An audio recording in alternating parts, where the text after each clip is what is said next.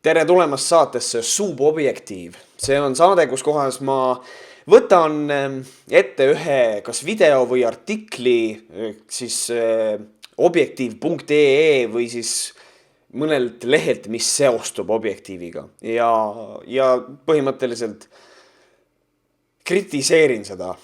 See on kõige lihtsam viis, kuidas seda saadet kokku võtta. Nüüd tänase Subobjektiivi teemaks on, nimetagem seda siis sooideoloogiaks, ja nimelt Markus Järvi ei ole rahul ühe dokumendiga, mis sai Jevgeni Ossinovski ja Margus Tsahkna allkirja, ja siis ta kritiseerib seda dokumenti oma videos, mis on saadaval ka Objektiivi YouTube'i kanalil või siis nende lehelt, kui te tahate sinna minna. Ma ei soovita sinna lehele minna, nad kerjavad raha kogu aeg, siis see on veits tüütu. Aga igal juhul vaatame seda videot koos ja annan oma kommentaarid. Tere tulemast ja hakkame pihta. Siin minu käes on Jevgeni Ossinovski ja Margus Tsahkna allkirjadega varustatud dokument, mille sisu on mitte lihtsalt segane. See dokument on astronoomiliselt idiootne. Dokument paneb ette, et perekonnaseisutoimingute, rahvastikuregistri ja riigilõivu seadust tuleks muuta nii, et, tsiteerin, isiku sooandmete muutmiseks rahvastikuregistris ning muudes dokumentides ei peaks eelnema isiku meditsiiniline soo muutmine. Tsahkna ja Ossinovski poolt ühiselt välja käidud plaani kohaselt poleks soovahetusel enam sõnaõigust ekspertidel, vaid ainuõigus kuulub inimesele endale. Ma lihtsalt ütlen, et siinkohal Markus Järvi valetab. Ta reaalselt valetab. Ta ütleb seda, et ei ole asja ekspertidel, mis tegelikult ei vasta tõele. Jah, tõesti, kui ma lähen põhimõtteliselt oma sugu vahetama juriidilises mõttes, et ma tahan olla nüüd naine, siis selle jaoks jah, ei ole eksperdi abi justkui vaja, aga tegelikult see asi ei ole nii lihtne. Vaadake, eesti keeles on väga suur probleem. Meil on sõna sugu ja see on kõik. Inglise keeles on terminid gender ja sex ja need on kaks täiesti erinevat asja. Eesti keeles on jube raske leida ka vastet, näiteks gender, ma ei saa öelda gender, sellepärast, et meil on inimene, kelle nimi on Kaur Gender ja see oleks kuidagi ebaviisakas. Aga me võiks lähtuda sellest niimoodi, et seks on inimese füüsiline sugu. Justkui see, millisena inimene on sündinud. Ja gender on siis inimese enesemääratlus, kuidas tema ennast tunneb. Kas ta, näiteks kui sünnib mees, kelle seks on see, et ta on mees, ja ta tunneb, et tema gender on olla naine.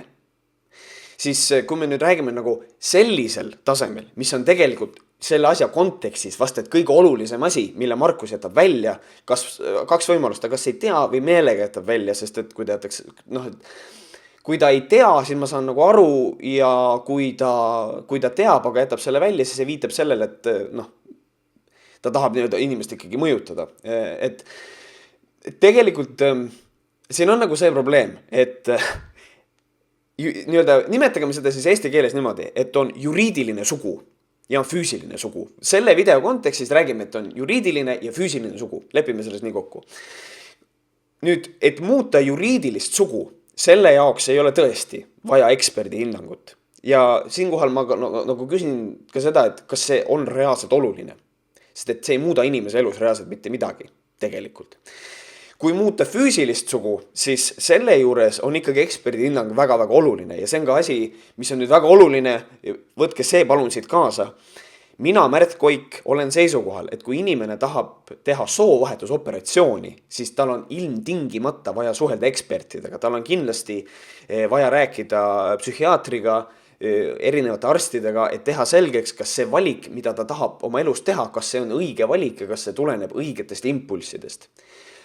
Aga see on füüsiline sugu, me räägime siin sellest ja selle juures on ekspertide hinnangut vaja. Juriidiline sugu on, suhteliselt, eriti kui me räägime dokumentidest ja seal edasi, kas see on üldse oluline? Kui me elame võrdõiguslikus riigis, kus naised ja mehed peaksid ideeliselt saama võrdset palka, aga ei saa, et kas see on üldse koht, kus juriidiline sugu on oluline? Kui vastus on, et tegelikult ei ole, siis miks Markus üldse sellest praegu probleemi teeb.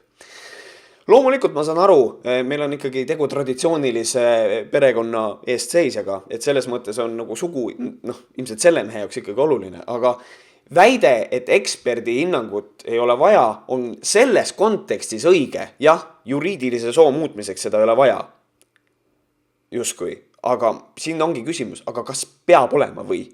Mina leian, et ei ole vaja sellepärast, et see on lihtsalt mingi dokument, mis ütleb, et mees või naine. Ja ma saan aru juba selle statemendiga, ma ütlen kuidagi nagu avan mingisuguse Pandora laeka. Ma saan sellest aru, aga vaatame videot edasi, vaatame kuhu me veel edasi jõuame. Igal inimesel on selle dokumendi valguses vaba voli jalutada rahvastikuregistrisse ja öelda, et ta arvab enese olevat vastassugupoole esindaja, kes on oma kehas vangis ja muud bla bla bla ja sellega on asi ants. Ja see probleem on nüüd seal, et sa ei usu teda või milles nüüd see mure on? Tegelikult ma päris täpselt ei saa aru. Kas probleem on endiselt selles, et ekspert ei sekku? Kas sa oled võimeline aksepteerima inimese soovi muuta oma sugu, kui eksperdid on andnud oma nii-öelda jah sõna, rohelise tule sellele? Kas see on ainult siis okei? Kas sa üritad mulle, praegusel hetkel mul jääb selline mulje, et sa oled tegelikult inimene, kes ikkagi nagu on soovahetuse poolt, aga lihtsalt sa soovid, et eksperdid oleks igal sammul juures. Paranda mind, kui ma eksin. Riigi töö on hakata dokumente vorpima, ID-kaart, autojuhiluba, pass, ülikooli lõpudiplom ja nii edasi. Sisuliselt asetab riik end positsiooni, kus tuleb hakata ühe inimese meelevaldse otsuse tõttu tegelema ametliku dokumendi võltsimisega. Meelevaldne otsus. Kas sa tahad nüüd öelda seda, et kui inimese enesemääratus mingil ajahetkel on meelevaldne? Kui mina otsustan, et ma lähen praegu siit, ma ei tea, õue lähen poodi, kas see on ka meelevaldne otsus või? Mida see meelevaldsus seal tähendab? See on täiesti ebavajalik sõna, aga demagoogiliselt mitte. Demagoogiliselt on see väga hea. See viitab sellele, et inimene teeb otsuse nii-öelda meelevaldselt, et see ei ole justkui adekvaatne. I see what you did there, aga see on nagu kole asi, mida öelda. Ja kui sa ütled ametlik dokumendi võltsimine, ma lihtsalt ütlen kõrvale, kui kõik on seadusega kooskõlas, kõik on juriidiliselt korrektne, siis ei ole tegu võltsimisega, vaid andmete muutmisega. Aga ma saan aru, sa ajad segi füüsilise ja juriidilise soo. Mis on jälle see, et kui mina olen mees, eks ole, aga mu dokument ütleb, et ma olen naine, siis nagu Markuse jaoks on tegu võltsitud dokumendiga, mida on tehtud ametlikult ja seda tehtud riigi poolt. Ja see on, kuidas nüüd öelda, meelevaldne väide. Muuseas, dokument seda otseselt ei maini, kuid loogiliselt eeldaks sellise korra sisseviimine tagaukse kaudu ka homoabielu seadustamist. Nii, nüüd me jõudsime objektiivi, üldse sihtasutuse perekonna traditsioonide kaitseks põhiprobleemi juurde maailmas. See on kõige olulisem asi. Kui meil on 1000 meest, kellest üks on homo, see on kohutav tragöödia, see on kohutav probleem. Aga et 1000 mehest 300 peksavad oma naist ja lapsi, see on pohhui. Sellega ei ole vaja tegeleda. Need homod, see on see probleem. Aga igal juhul kuulame nüüd siis seda, mismoodi see soo muutmine on seotud homoabieludega siis. Kui Jürist saab ühtäkki Mari, kes on kehtivas abielus Kadriga, siis eeldades, et Kadril pole midagi selle vastu, elavad peale Jüri äkilist soo muutmist täiesti legaalses abielus juriidiliselt 2 naist. Siin kohas oleks võinud tuua reaalselt adekvaatsema näite, aga Markus lihtsalt ei händlinud seda ära. Reaalselt, kui meil elavad koos mees ja naine, nagu see väide on laus loll, nagu see ei ole adekvaatne. Kui meil elavad koos mees ja naine ja see mees nüüd otsustab, et ma tahan ka naine olla, ta läheb vahetab oma juriidilise soo ära, siis Markuse sõnul on tegu homoabieluga. Aga terve selle aja vältel mina olen aru saanud, et Markus ei tee vahet juriidilisel ja füüsilisel sool. Et selles mõttes füüsiliselt on see mees ju endiselt mees. Ehk siis koos on abielus ikkagi mees ja naine. Mismoodi see homoabielu on? Mismoodi see sinu jaoks tol hetkel on homoabielu? Ma toon sulle nüüd selle näite, mille sina oleks pidanud reaalselt tooma, Markus. Sa oleks pidanud ütlema, kui 2 homo tahavad abielluda, siis 1 homo vahetab oma soo ära naiseks ja siis neil on juriidiline õigus abielluda. Vaata, kui lihtne see oli. Sa lihtsalt pead nagu pea lahti tegema, siis tuleb nagu palju parem näide. See näide, mis sa tõid, oli nii halb, sellepärast, et sa oled nii kinni oma heteroseksistlikus maailmas. Et see oli praegu sinu Achilleuse kand. Sellepärast, et sul oli see traditsiooniline peremudel nii veres, et sa ütlesid, kui meil elavad koos mees ja naine. Ja siis sellest johtuvalt tõid näite, mis reaalselt ei ole pädev. Mets häbi peaks olema. Aga kindlasti on sul veel mõni hea näide. Kuulame. Meespoolne MMA võitleja muudab lihtsalt mõne kihlveo pärast oma dokumente. Poole aasta pärast annab endine härra praegune neiu Tamm juba mõnuga oma nii-öelda suguõdedele ringis lõuksi. Naiste raskekaalu MMA tiitel oleks sama hästi kui kotis. Ja nüüd me jõuame sinna kohta, kus tuleb välja kerge selline seksistlik suhtumine. Ehk siis, kui meil on meessoost MMA võitleja ja kui ta võitleks naistega, siis põhimõtteliselt ta võidaks. On julm eeldus. Ma olen täiesti kindel, et see ei oleks nii lihtne.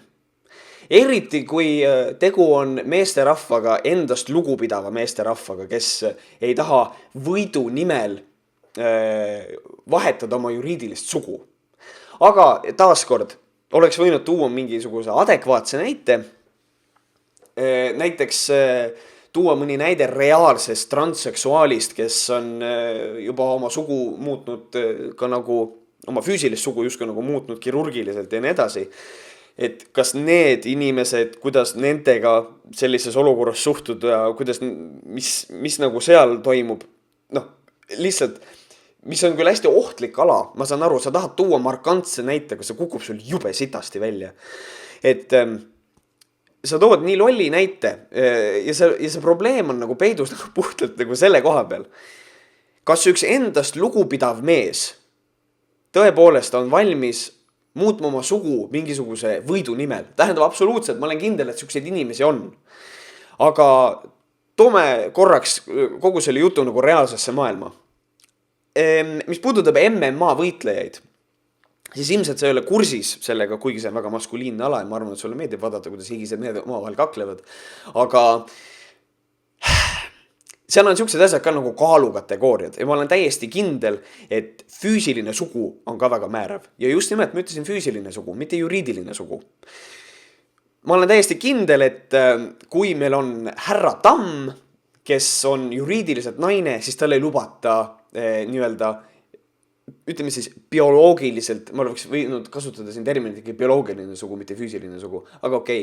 Et nii-öelda bioloogiline sugu naised, ma arvan, et härra või siis sellisel proua Tamm, need ei lastaks nagu omavahel kokku. Kuna ka ühele inimesele lubatud soovahetuste arv poleks Tsahkna ja Ossinovski ettepaneku järgi piiratud, vaid pooleaastase ohtaja puhul saaks iga soovija muuta jälle oma sugu. Vabandust, ja seda loogiliselt kuni 2 korda aastas. Siis võib meie MMA kangelane peale tiitli saamist ennast härra Tammeks tagasi muuta ja sõpradelt korda läinud kihlveo panuse sisse kasseerida. Huvitav, kui palju on neid inimesi, kes oleks nagu nõus mingisuguse kihlveo pärast nagu oma sugu vahetama 2 korda aastas. Sest et seal on kindlasti teatud riigilõivud ja asjad vaja maksta. Et see on tegelikult ikkagi nagu selles mõttes nagu jube tüütu. Et iseenesest jah, mina tegelikult leian seda ka, et 2 korda aastast oma sugu vahetada on veits ebanormaalne. Et, aga olgem ausad, kui inimene teeb seda siiralt, siis ta teeb seda nüüd 1 korra elus. Sorry. Ja üldse, ma hakkasin praegu mõtlema, kas Eestis on nagu mõtet mehel ennast nagu naiseks nii-öelda registreerida või? Niimoodi saab 30% vähem palka, ei saa või? See on Kreisi raadio natukene halvematel päevadel improvisatsiooni korras tehtud asi. Miks see võrdlus oluline oli? ma ei saa aru. Mul on nagu suva ka, kas sellele inimesele meeldib Kreisi raadio või meeldib. Mul on nagu sellest on suva. Lihtsalt see võrdlus on siin nii üleliigne, seda ei ole nagu vaja. Aga ma saan aru, kaamera käis ja tuli oli hinges. Noh, veits nagu mina. Me oleme tegelikult Markusega täpselt ühesugused inimesed. Paneme kaamera käima, möliseme. Väga hea. Tsahkna ja Ossinovski kirjutavad tõsimeeli alla dokumendile, mis ütleb, et kui riigis on regulatsioon, mis lubab inimesel 2 korda aastas seaduse ees oma sugu vahetada, tuleb see kasuks demokraatiale. Ma ilmselt olen vasak, libe ja loll, et ma nüüd aru ei saa, kus see probleem on. Nagu reaalselt ma ei saa sellest aru. Jah, jälle ma ütlen see 2 korda aastas sugu vahetada, et võib-olla sellega nagu minnakse nagu liial, et pigem nagu 1 kord aastas. No, see on õudselt nagu raske asi, mida üldse reglementeerida, et mitu korda aastas inimene võib oma sugu vahetada. Et selles mõttes, kui me räägime juriidilisest soost endiselt siiamaani kogu aeg ainult, siis jube raske on nagu paika panna, et kas kord aastas või kord 3 aasta jooksul või nagu teeme nagu parlament, et 4 aasta jooksul 1 korra võid sugu vahetada või nagu seda on jube raske paika panna. Nagu selles ongi probleem, et miks selline number on ilmselt üldse välja mõeldud. Tegelikkuses on point on ju puhtalt 100% selles, et lihtsalt inimesel peab olema võimalus juriidiliselt oma sugu muuta, kui ta tõesti tunneb, et ta tahab oma sugu muuta. Ma ei saa aru. Ma reaalselt ei saa sellest probleemist aru. Ja loomulikult see edendab demokraatiat, sellepärast, et meil on, inimestel on õigus enesemääratlusele. Kui sa võtad, ja loomulikult mainet Eestist see nagu parandab. Loomulikult, kui meil on mingisugune konservatiivsed riigid, et nemad vaatavad Eestile viltu, et näed, vaata nüüd dekadents käib ja siis klassikaline Rooma impeerium ka valises kokku, kui hakati pederastia pihta. Et nagu, andke mulle andeks, aga tegelikult on ikkagi niimoodi, et demokraatias on väga oluline ikkagi ka minu arvates inimese enesemääratlus koos sõnavabadus ja kõige muuga. Ja kui me võtame selle võimaluse, selle õiguse inimeselt ära, siis läheneme me ju vastupidi selle süsteemile. Ei ole nii või? Parandage mind, kui ma eksin. No teate küll, sellele riigikorraldusele, kus inimesed käivad valimas enda esindajaid ja kus kõrgema võimu kandja on rahvas. Tunnete või? See on nagu, see on see lõht, kui keegi üritab ironiseerida. See, et mõni isik võib riigi ees olla pool aastat Jüri Tamm ja teised pool aastat Mari Tamm. Lihtsalt väikene ääremärkus. Vaadake, mismoodi jälle lööb välja selline seksism. Justkui. No, ma praegu utreerin küll räigelt, aga põhimõtteliselt. Et kui sa vahetad oma juriidilise soo ära, siis muutub sinu eesnimi automaatselt. Ja ta oled Jüri Tamm ja siis vahetad soo ära, oled Mari Tamm. No tegelikult ei ole niimoodi, sa oled härra Jüri Tamm. Sa vahetad soo ära, siis sa oled proua Jüri Tamm. Sinu eesnimi ei muutu. Jah, just täpselt. Ma tegin seda just praegu, Markus. Anna mulle andeks, aga ma muutsin praegu nime Jüri sooneutraalseks. Kas sõna demokraatia midagi üldse enam tähendab? Mulle tundub, et ei tähenda. Mis nüüd mind huvitab on see, et me jõudsime nagu, me rääkisime nagu väga tuliselt nagu sooideoloogiast ja nii edasi ja nüüd me jõudsime demokraatia juurde. Ehk siis on nüüd, see on asi tegelikult, mida Markus Järvi on teinud ka enne, on see, et ta räägib väga nagu pikalt ühest teemast, see on selline retooriline võte ka samas, et ta räägib pikalt ühest teemast ja siis jõuab kerge väikse absurdi mingisuguse suurema mõtteni. Aga ja küll, laseme selle nüüd lennata, et vaatame, mismoodi nüüd siin tuleb, mismoodi see dokument soo muutmisest siis seondub selle demokraatiaga, vaatame. Tsahkna ja Ossinovski oleks võinud sama hästi öelda, et selline soovahetuse regulatsioon edendab intergalaktilist kommunikatsiooni. What? See, et pea igas bürokraatliku ja poliitilise nomenklatuuri kraksatuses tuleb välja kõikide sammude viimane laitmotiiv ehk maagilised sõnad parandab Eesti rahvusvahelist mainet. See on juba traagiline. See pole enam ammu naljakas.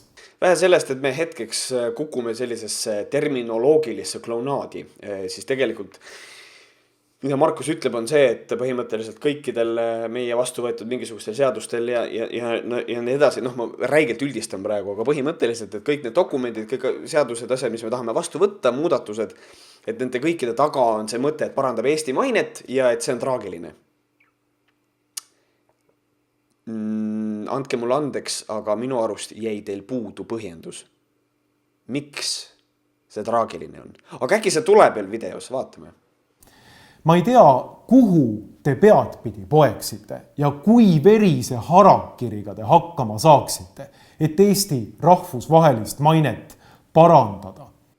Okei, seda põhjendust vist ei tule siiski, aga selle asemel heidetakse inimesele ette Eesti maine parandamise nimel eneseohverdust, mis on täiesti hämmastav asi, mida teha. Et kui veriseks olete te nõus minema, et parandada Eesti mainet? Nagu see oleks mingi õeluse asi, kui inimene ennast ohverdab.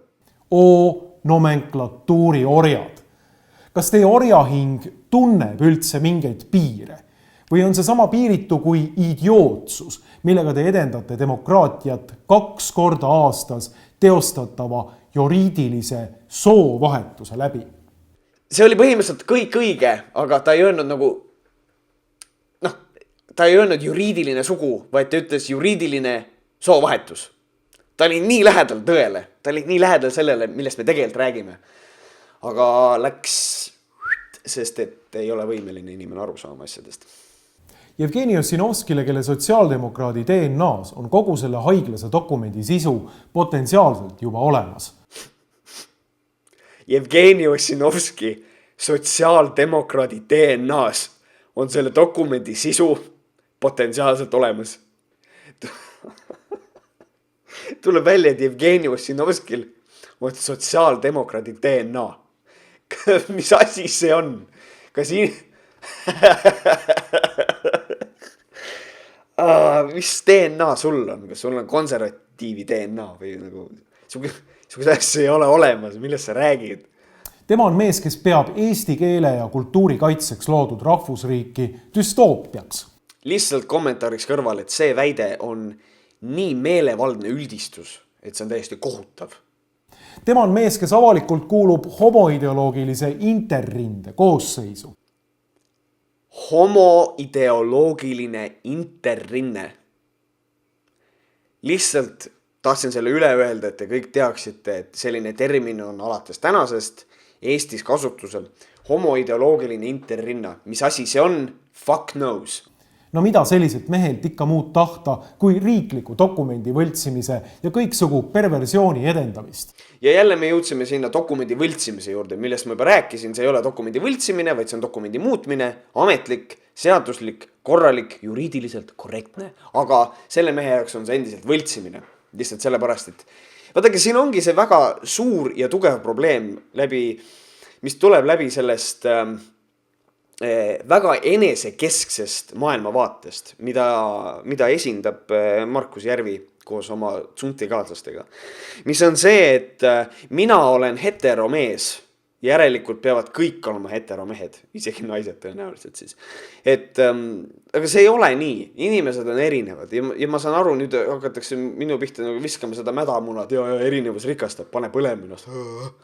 Jah, ma saan sellest aru, aga lihtsalt see on minupoolne hinnang sellele asjale, et see on väga enesekeskse inimese öeldud asi. Ja öelda, et Jevgeni Ossinovski edendab perverssust või nagu ütles Markus Järvi perversiooni, mis kõlab nagu lauluvõistlus, siis kas juriidilise soo muutmine on perversioon või on perversioon see, et meil istub laua taga inimene triiksjärgi ja lipsuga, kes ütleb mulle, et mina olen põhimõtteliselt nüüd heteromees ja kõik teised peavad ka olema kindlasti sellepärast nüüd kohe kõik heterod. Aga mida teeb selle allakirjastanute hulgas toonane sotsiaalkaitseminister ja IRL-i käilakuju Margus Tsahkna? Mulle tundub, et selle Margus Tsahknaga on nagu see asi, et põhimõtteliselt on ikkagi sellised paremapoolsed inimesed ja konservatiivid on veits nagu butthurt sellest, et Tsahkna on justkui esindab IRL-i, kes on oma olemuselt justkui natuke konservatiivne ja natukene parempoolne selline partei, aga ikkagi oluliselt liberaalsem kui nüüd näiteks EKRE. Et nad on veits nagu butthurt sellepärast, et Tsahkna niisugust asja esindab ja siis nad on nagu solvunud. See põhimõtteliselt sama kui omal ajal kommunistid vihkasid sotsiaaldemokraate sellepärast, et sotsiaaldemokraadid olid nende jaoks nagu reeturid, et siis nagu Tsahkna on praegu nagu selles rollis. See on põhimõtteliselt nüüd ka kogu video, et siin ta ainult ütleb seda, et ta nimi on Markus Järvi ja ta on Objektiivi toimetaja. Noh, see on tore. Vähemalt on inimesel mingi töökoht. Ja põhimõtteliselt kogu selle video kõige suurem probleem on selles, et inimene, tegelikult on selles eesti keel ise süüdi, et meil ei ole nagu selget eristust, et on füüsiline sugu või siis nagu ma poole video keskel saan aru, et bioloogiline sugu ja ta on tegelikult juriidiline sugu. Sex and gender, nagu need ingliskeelsed terminid Eestis, meil on lihtsalt üks sõna, see on sugu. Ja see on probleem ja see tekitab inimestes segadust. Ja üks segaduses inimene tegi sellest praegu video, aga hea, et Märt Koik on olemas, kes suudab inimestele asju seletada, kas ei ole nii. Loomulikult ma saan aru, et kõik inimesed ei saa nõustuda sellega, et inimesed on, võib-olla mõnel inimesel on soov sugu vahetada, kuid ma tuletan meelde, et väga paljudel juhtudel inimesed ei saa aru ja mõistavad inimesi hukka ainuüksi selle baasil, et nad ei suuda mõelda läbi empaatia. Teatav empaatia peab ka olema. Ja absoluutselt olen ma teadlik sellest, et on olemas inimesi, kes tõepoolest vääratel põhjustel tahavad oma sugu vahetada, ma saan ka sellest aru, aga niimoodi meelevaldselt üldistada ja tuua kaks väga halba näidet MMA võitlejatest ja reaalselt maailma kõige halvema näite see, et elavad mees ja naine koos ja üks vahetab sugu ära, siis on homoabielu. Kuigi nagu, kui me räägime ainult bioloogilisest soost, just kui selles kontekstis, siis ei ole oma, ma olen siiamaani hämmingus, et selline näide toodi, nagu see on täiesti jabur. Aga igal juhul, see oli minu kommentaar sellele videole. See oli esimene suubobjektiiv, et rock and roll, kohtume järgmises osas. Kui teile see video meeldis, visake like, kui ei meeldinud, see nupp on seal olemas. Kui sa oled objektiivi toimetaja, ikka vajuta dislike'i, siis ma tean, kui palju on objektiivi toimetajaid. Ja loomulikult ärge unustage siis rahaliselt objektiivi toetada, sest et neil ei ole muidu raha, mul ei ole vaja raha maksta. Ma teen seda lihtsalt sellepärast, et ma tahan. Ja kohtume järgmine kord. Tšau!